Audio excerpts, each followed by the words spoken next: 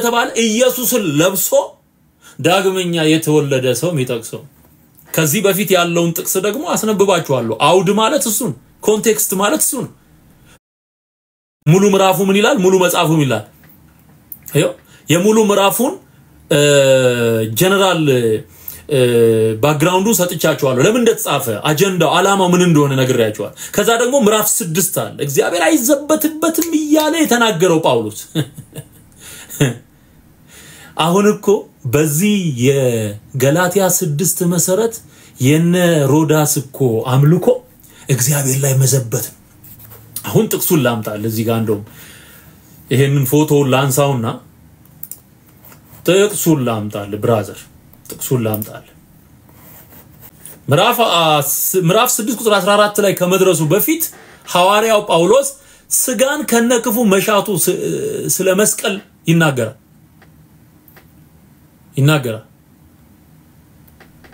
ከዛ ደግሞ እግዚአብሔር አይዘበትበትም እያለ ይናገራል እግዚአብሔር አይዘበትበትም ሁለቱ ፍጡራን መስቀልና ማርያም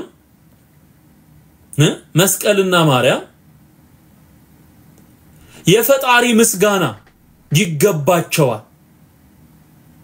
የሚለው የኦርቶዶክስ ድርሰት እግዚአብሔር ላይ መዘበትም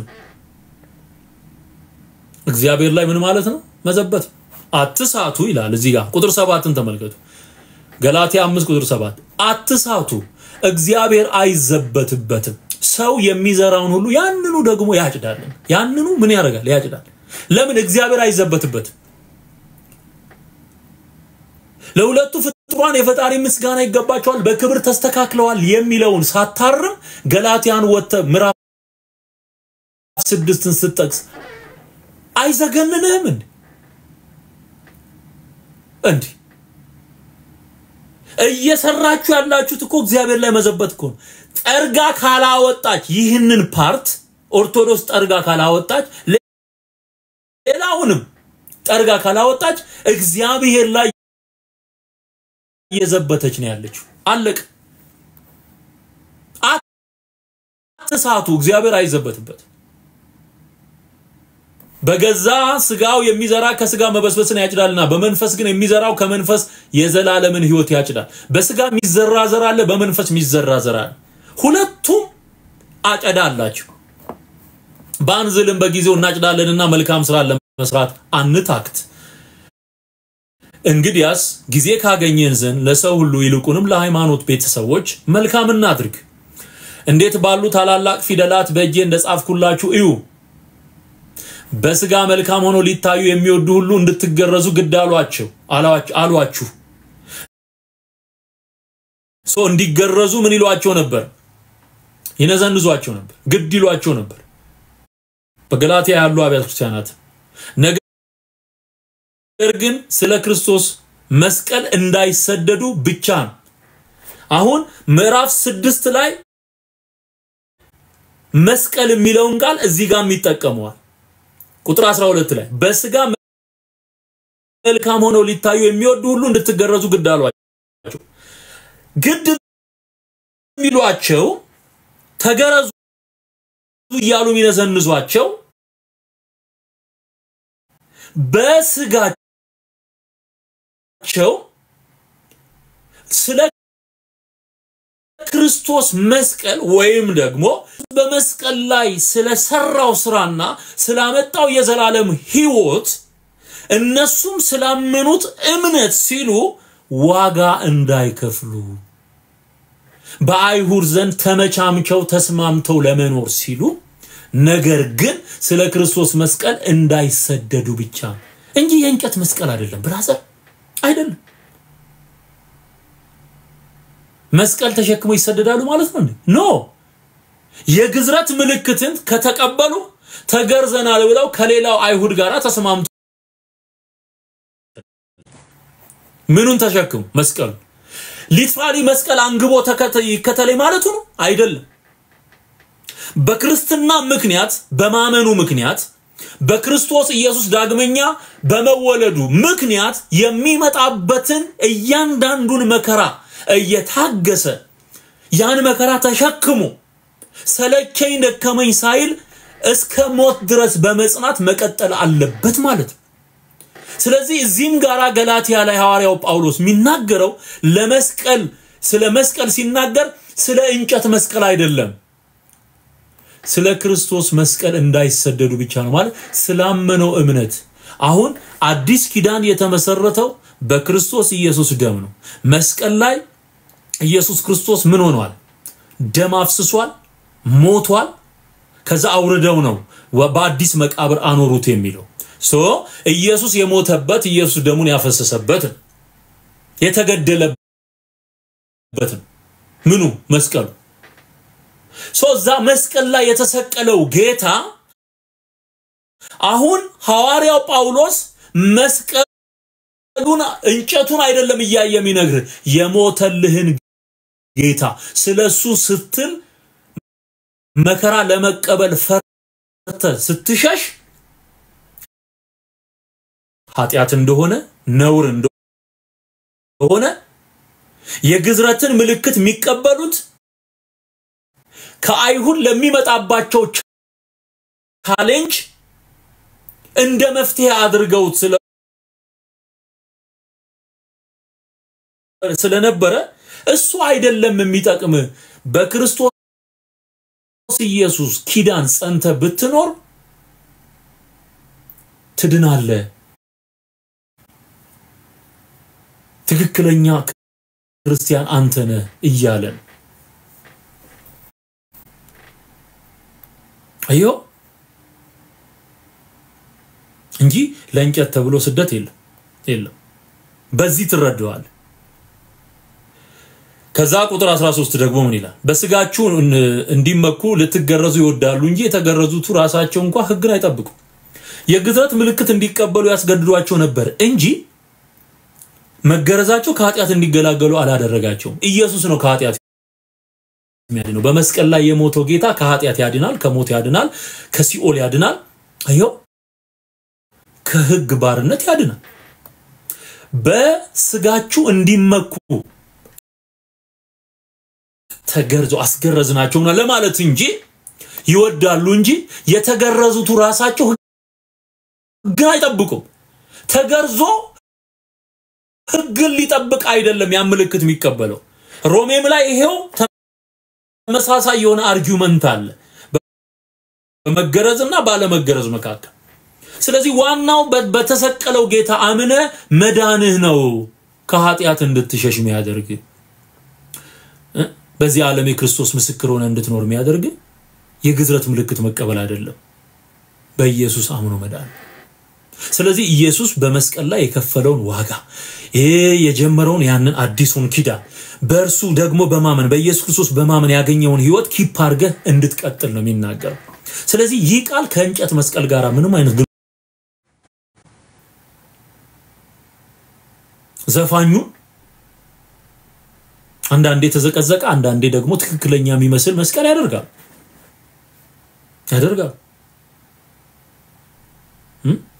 እሱ ሁሉ ዓለም የተሰቀለበት እንደውም ዓለም በሙሉ ራዩ ላይ አንጠለጠለው መስቀል ነው የምታየው። አሁን በዚህ ምድር ላይ ዓለም የተሰቀለበት መስቀል ሌላ ዓለም ለኛ የተሰቀለበት መስቀል ሌላ ክርስቶስ ኢየሱስ ራሱ መልሰን ከዓለም ጋራ እንዳንዋሃድ እንድንሸሻት እንድንርቃት የሚያደርገን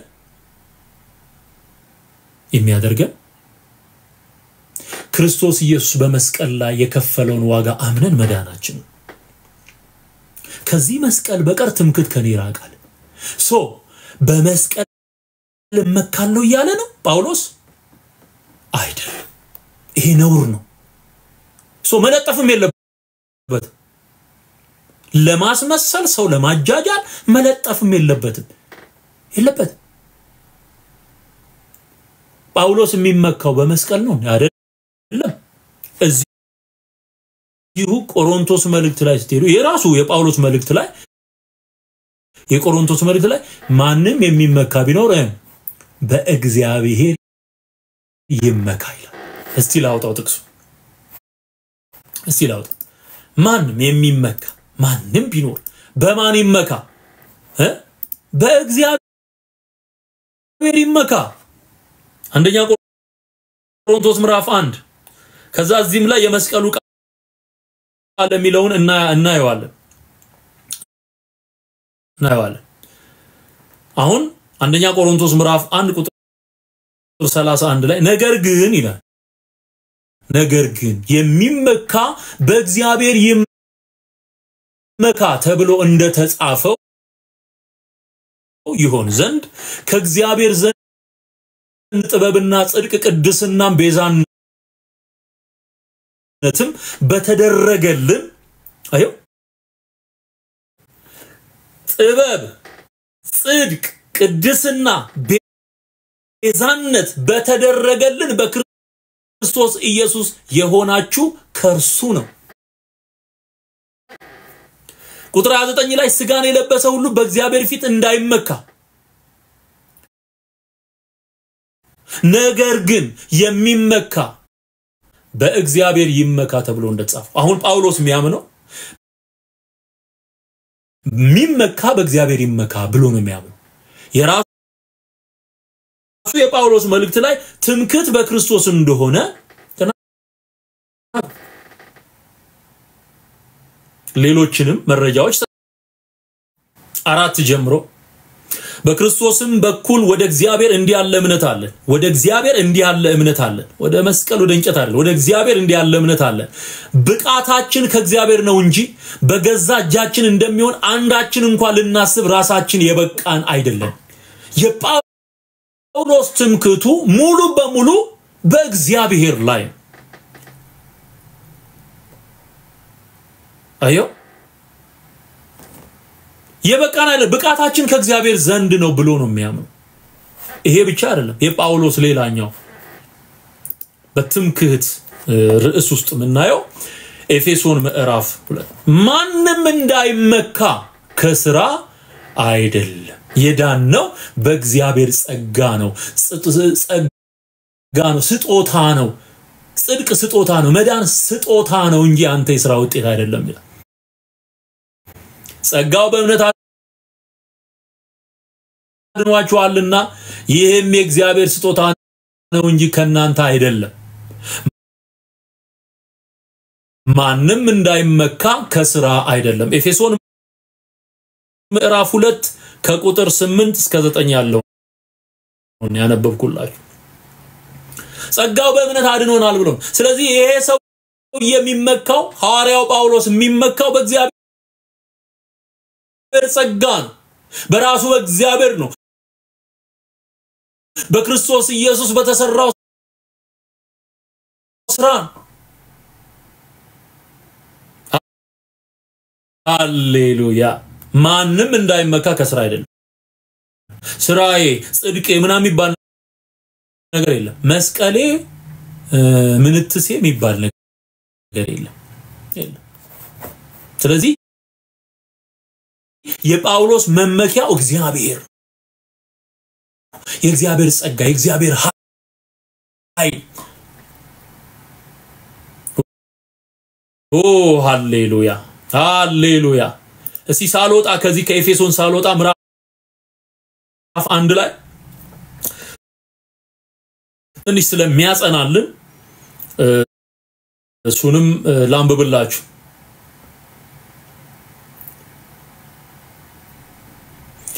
ከቁጥር 6 ጀምሮ ተመልከቱት። በውድ ልጁም ኤፌሶን ምዕራፍ 1 ከቁጥር 6 ጀምሮ ነው ማነበው። በውድ ልጁም እንዲያው የሰጠን የጸጋው ክብር ይመሰገን ዘንድ ይህን አደረገ። በውድ ልጁም እንደ ጸጋው ባለጠግነት መጠን በደሙ የተደረገ ቤዛነታችንን አገኘን። እርሱም የበደላችን ስርየት በደሙ አሁን እንደ ሐሳብ የፈቃዱን ምስጢር አስታውቆናልና በዘመን ፍጻሜ ይደረግ ዘንድ ያለው ሐሳቡን በሰማይና በምድር ያለውን ሁሉ በክርስቶስ ለመጠቅለል ነው።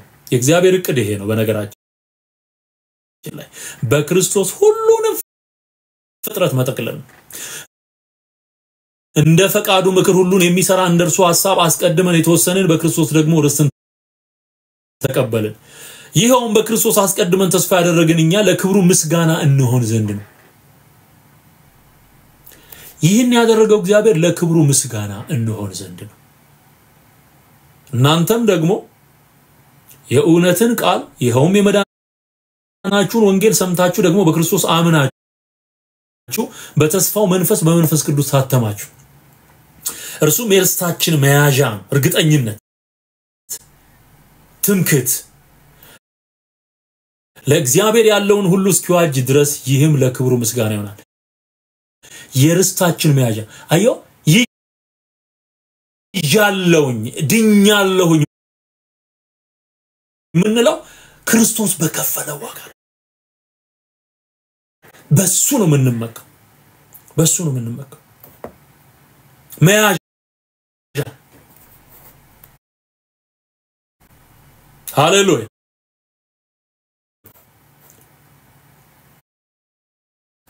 ስለዚህ ጳውሎስ መመኪያ የሚለው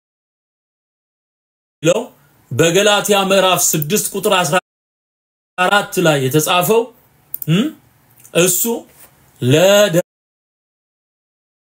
የሚጠቀስ እንዳልሆነ እንድታውቁ ኦርቶዶክሳውያንም እንዲገባችሁ። ለደመራ አይጠቀስ። ለምሳሌ መስቀል የመስቀል ቅርጽ ስቶፕ ለስቶፕ ሳይንነት ያገለግላል። በዘመናዊ ዓለም በምልክቶች ዴንጀረስ የሆኑ ነገሮችን ለማስገንዘብ ከሚጠቀሟቸው ምልክቶች መካከል አንዱ መስቀል ስቶፕ ሳይን በተለያዩ ሀገራት ለጥቅም ይውላል። ራሱን የቻለ ጭረት ኖሮት ደግሞ ክብ የሚጠቀሙ አሉ። መስቀል ለብዙ ነገር ትምክህት ከኔራቂልና ቁጥር 15ን ስታነቡ ደግሞ ሞር ይገልጠዋል። በክርስቶስ ኢየሱስ ያልኩትን ነው። በክርስቶስ ኢየሱስ አዲስ ፍጥረት መሆን አምኖ ማለት በክርስቶስ ኢየሱስ አምኖ አዲስ ፍጥረት መሆን ይጠቅማል እንጂ መገረዝ ቢሆን ወይም አለመገረዝ አይጠቅም። ስለዚህ ስጋን ከክፉ መሻቱ ጋራ የሰቀለ ማንነት ያለው ሰው ዳግመኛ የተወለደ አዲስ ፍጥረት ነው።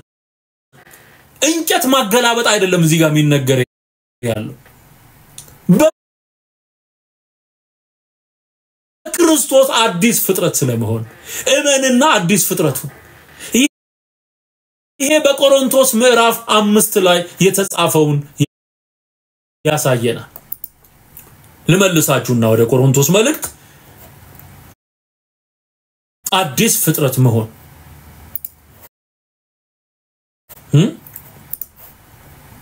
ቁጥር 17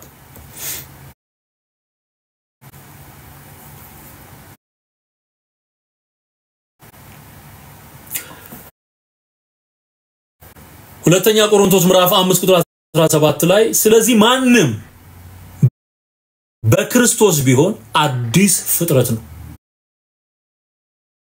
ምን አይነት ፍጥረት ነው? አዲስ በማን ሲሆን ነው አዲስ የሚሆነው?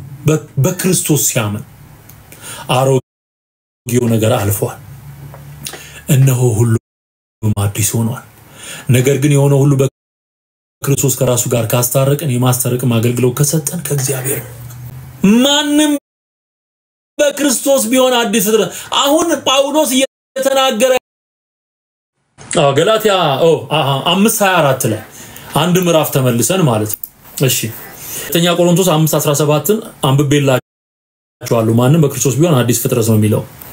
ገላትያ 6 ላይ ያለውን ለመፍታት ነው ወደ ቆሮንቶስ 5:17 ይሄድ ነው። ምክንያቱም ምንድነው የሚለው? በክርስቶስ ኢየሱስ አዲስ ፍጥረት መሆን ይጠቅማል እንጂ መገረዝ ቢሆን ወይም አለመገረዝ አይጠቅምም። ስታነቡት መጽሐፉን አገናኝታችሁ ነው እንጂ በቃቂ ነገር አንስቶ እሷኑ ወስዶ መለጠፍ ለእንጨት ይሄ ተገቢ አይደለም። አመጽ ነው። ምዕራፍ 5 ላይ ስለዚሁ ስጋን ስለመስቀል ሐዋርያው ጳውሎስ ምን ይላል? ስንት ላይ አልኳችሁ? ገላትያ ምዕራፍ 5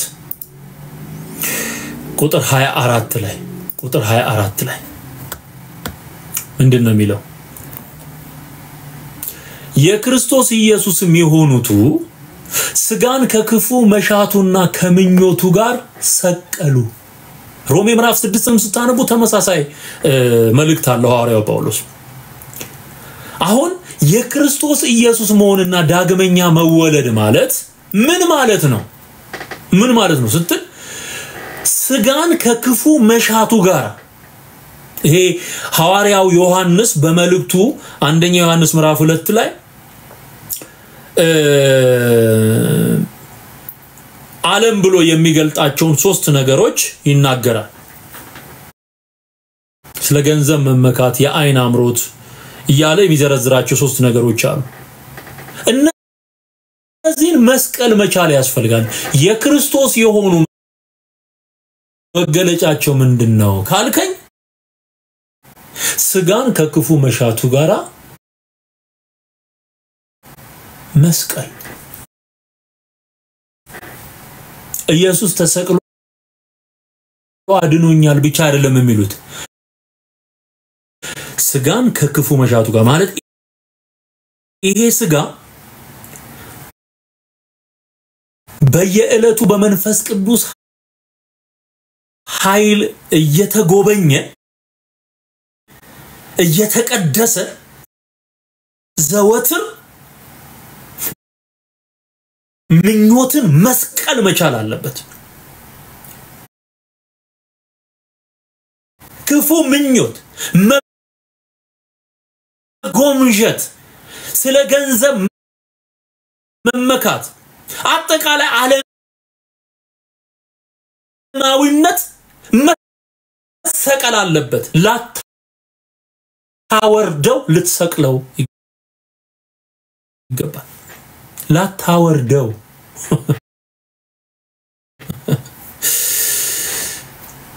አዮ የክርስቶስ ኢየሱስም የሆኑቱ ስጋን ከክፉ መሻቱና ከምኞቱ ጋር ሰቀሉ።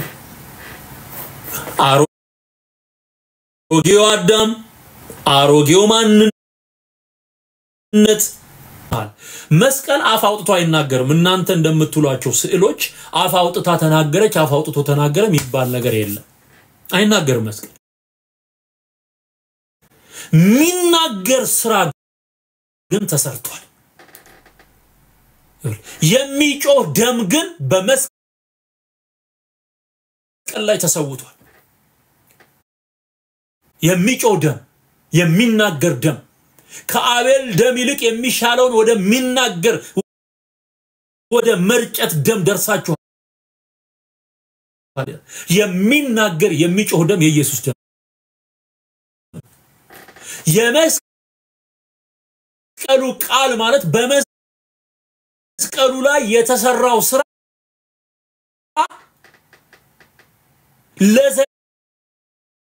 ለዘላለም የሚናገር ምስክር የሆነ ለሰው ልጆች መዳን የተከፈለ ዋጋ እንደሆነ ይናገራል።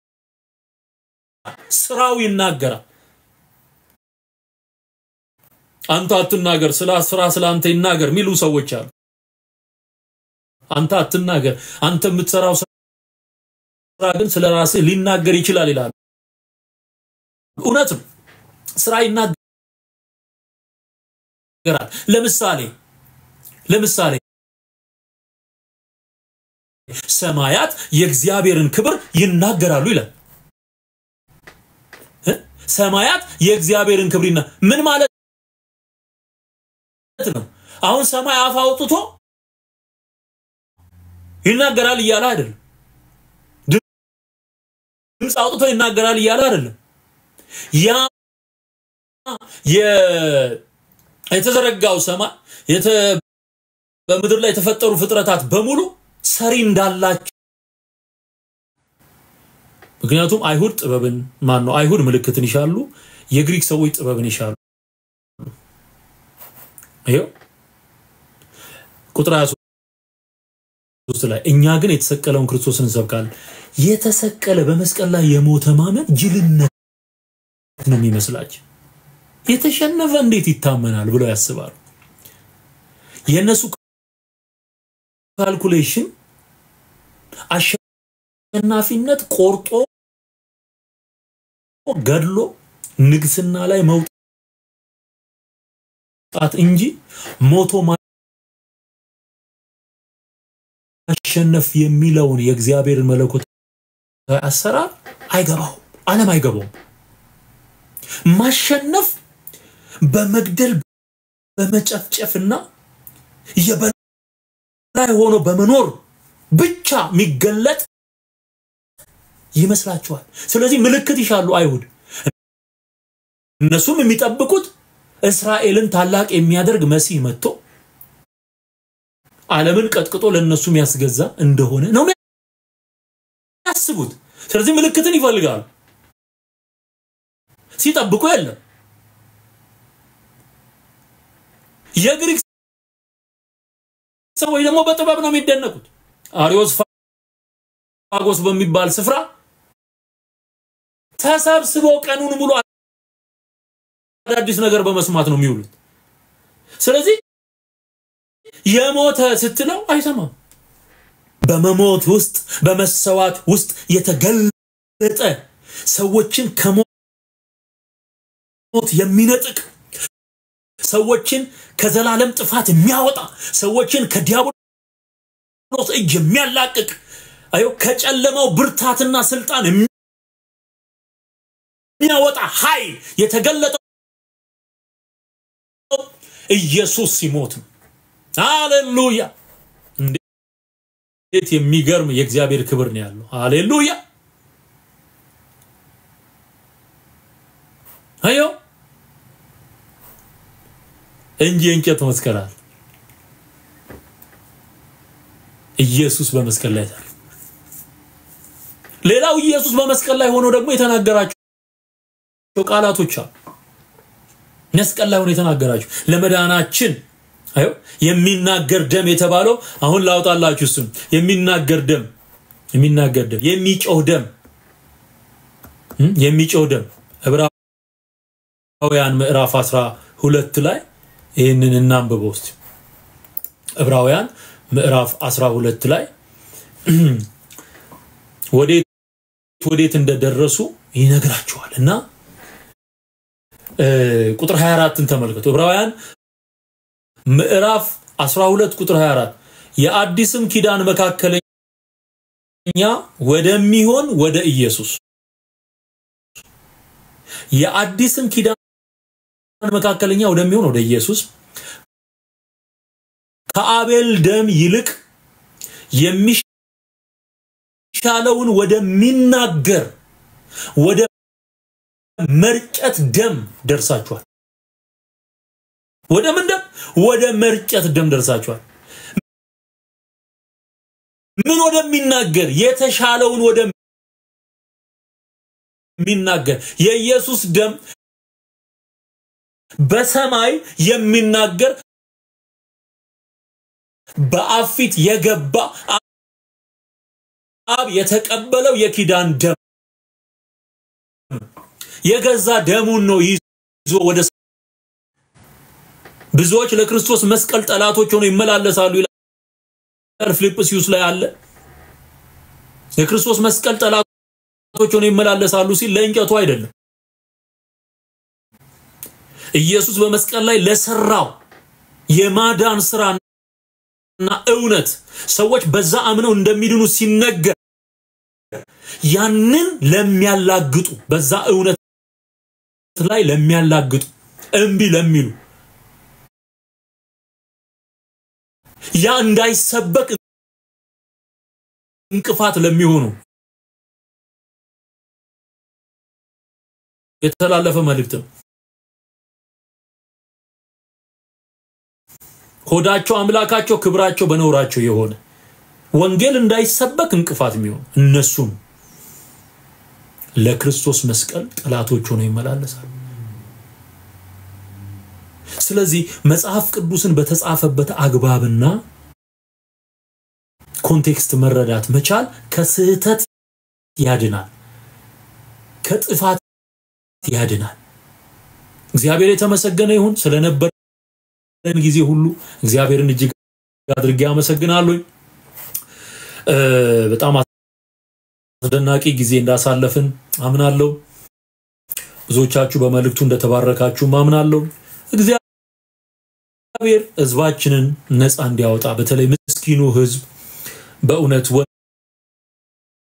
ወንጌል ሳይሰበክ ለረጅም ዘመን ተረት ማለቂያ የሌለው ያሮጊቶች ሴቶች ጫወታ እና ተረት ሲነገረው መጽሐፈ ባልቴት ሲነበብለት የኖረ ህዝብ ነው ወንጌል በአግባቡ አልተነገረው ለዚህ ህዝብ ወንጌልን የማድረስ ኃላፊነት አለብን እኔና እናንተ እና ባንድም በሌላ መንገድ እግዚአብሔር ወንጌል ለምድሪቱ ላይ እንዲነገር ያደረገ ነው